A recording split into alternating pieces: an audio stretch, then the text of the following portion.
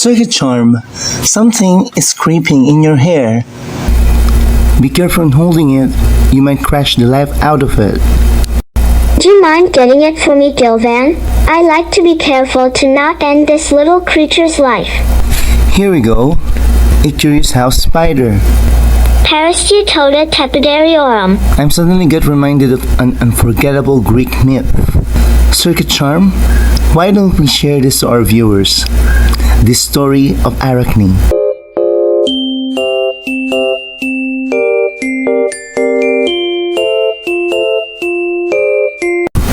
Arachne was a shepherd's daughter who began weaving at an early age. She became a great weaver through her constant effort, and it also became her livelihood. Many people praised her talent, saying that it is a gift from Athena, but Arachne refused to acknowledge that her skill came from the goddess. She is indeed a confident weaver, and soon she gained fame for her intricate and beautiful tapestries. People claimed that her weaving skills surpassed even those of Athena, who was the patron of crafts and wisdom. The goddess did not like this very much. Athena appeared as an old woman, warning Arachne of the consequences of her audacity and advised her to reconsider acknowledging the goddess. Arachne refused to acknowledge the goddess. Athena took offense and revealed herself. A contest was inevitable to prove who really is the better weaver between them. The two began to weave, each creating a tapestry that depicted stories of the gods. Athena's tapestry showcased all the amazing things that the gods did, while Arachne's depicted the misdeeds and flaws of the gods, reminding the people of their cruelty and those poor voiceless people that suffered because of them.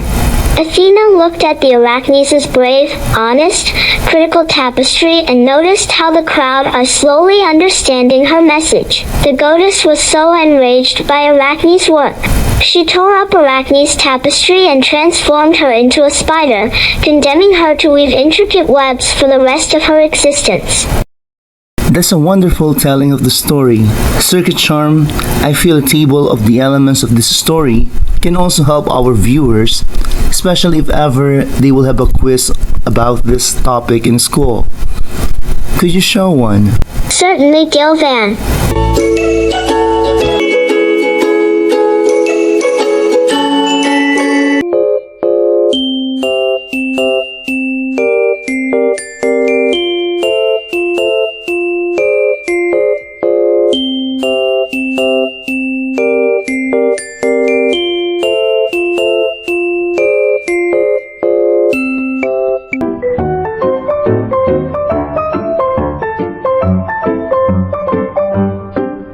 Before we proceed to some ponderings about this curious myth, let us practice our learners of the English language first about different types of sentences. I want you to determine if the sentence is simple, compound, complex, or compound-complex in this slide.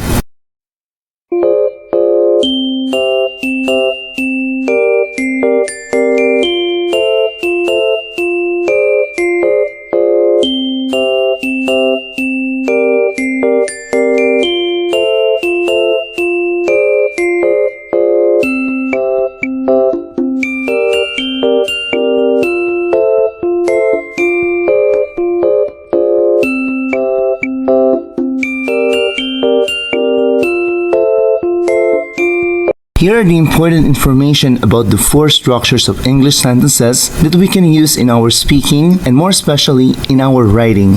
A simple sentence, also known as an independent clause, consists of a single subject and a single predicate. It typically contains a complete thought and can stand alone as a grammatically correct sentence. Examples: 1. Athena and Arachne were competing in weaving. 2. Arachne's tapestry showed the gods' misdeeds. 3. Athena's tapestry celebrated the gods' achievements.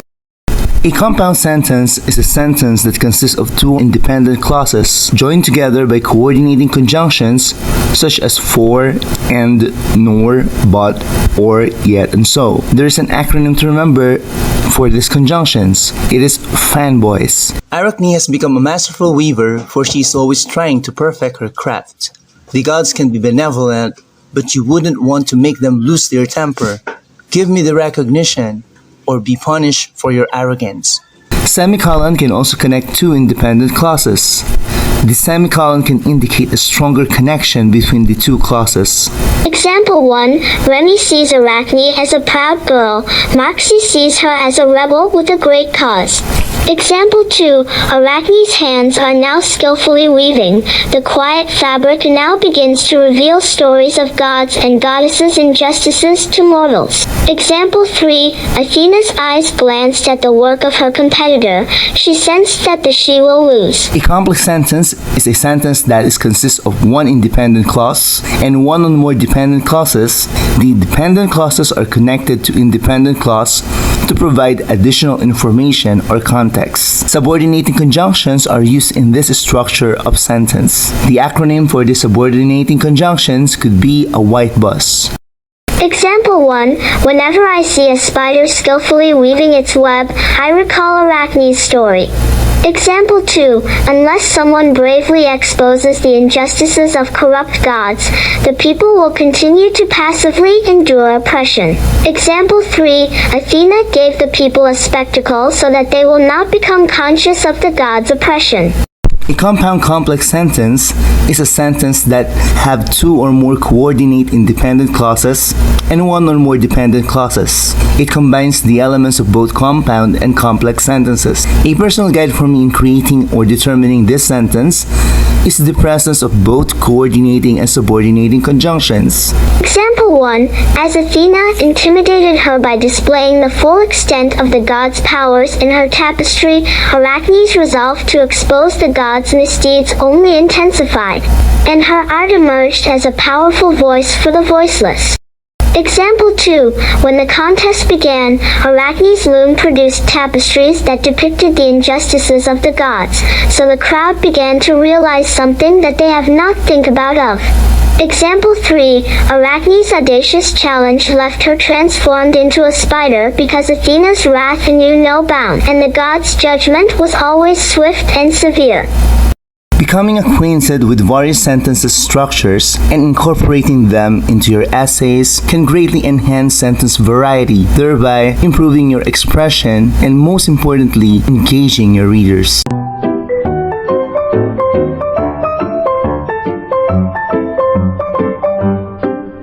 Here are some questions for our viewers. Try to pause this part and share your ideas in the comment bar of this YT video. We will reply to your ideas about this once we're notified. Do you like the story, Gilvan?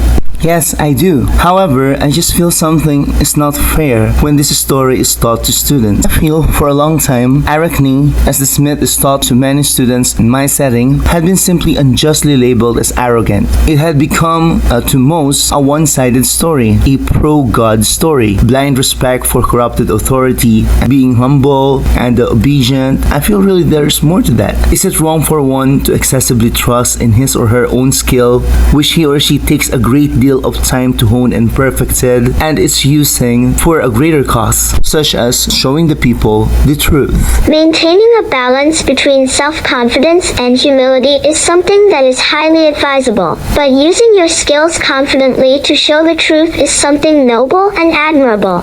Excessive confidence can blind individuals to refuse the need for further improvement, while lack of confidence can hinder them from achieving seemingly challenging yet significant accomplishments, or even from challenging century-old oppressions. I would rather maintain balance. It seems the reasonable thing to do. Tell me more of your viewpoint, Gilvan. Balance is safe, but there are times that excessive confidence had shown to be amazingly and surprisingly beneficial. Could you tell me examples of this? I would like to cite prize fighters. Look up Muhammad Ali versus George Foreman fight. In this historic match, George Foreman was heavily favored and was then the reigning heavyweight champion, known for his incredible punching power and dominant performance in the ring. Muhammad Ali, on the other hand, was considered past his prime and thus an underdog. Ali in that fight utilized the rope-a-dope technique, a technique that demands skill and a lot of bravery and confidence that he, Ali, can evade and take Big George's punishment, saving his own punches while his back is on the rope. And that's what he riskily and beautifully did that night. When Foreman outpunched himself, Ali came back with a vicious combination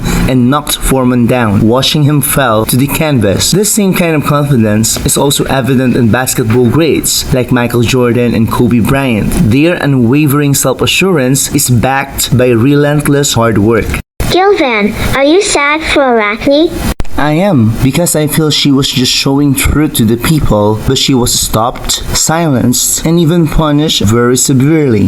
This myth, for me, also illustrates how those in position of authority cling to their power and suppress opposition. I've observed too that the journey towards becoming a critical thinker is gradual, and just as individuals start to develop critical thinking skills, a spectacle can easily disrupt the potential for unity among them. For example, in the story, when the people are beginning to see that the gods are really doing a lot of bad things for humans too, and their atrocities went unpunished, suddenly the goddess Athena, being wise, decided to give them a spectacle, something that's really terrible and scary, and that is transform one into a spider. What I think you are saying is corrupt gods and goddesses cling to their power by showcasing only all the good things that they are doing. You also have seen that a spectacle or giving them an unbelievable show like transforming a human to a spider that caused terror can stop the momentum of critical thinking. Did I figure that out right, Gilvan? You're such a wonderful thinking buddy, Circuit Charm. Yes, in our modern times, and yes, even in the past, people in power, the corrupt ones, use propaganda or forms of communication that aims to influence or manipulate people's beliefs, opinions, or actions by presenting information that favors them only. The propaganda way is often grand and yes, always catchy and cunning. And if the people or if one does not ponder or think critically, they would end up very highly likely to simply believe and follow the perpetrators of the propaganda. I feel this will be it for today, Circuit Charm. We had a fantastic time sharing thoughts and ideas with you. Until next time, see you all in LitJams.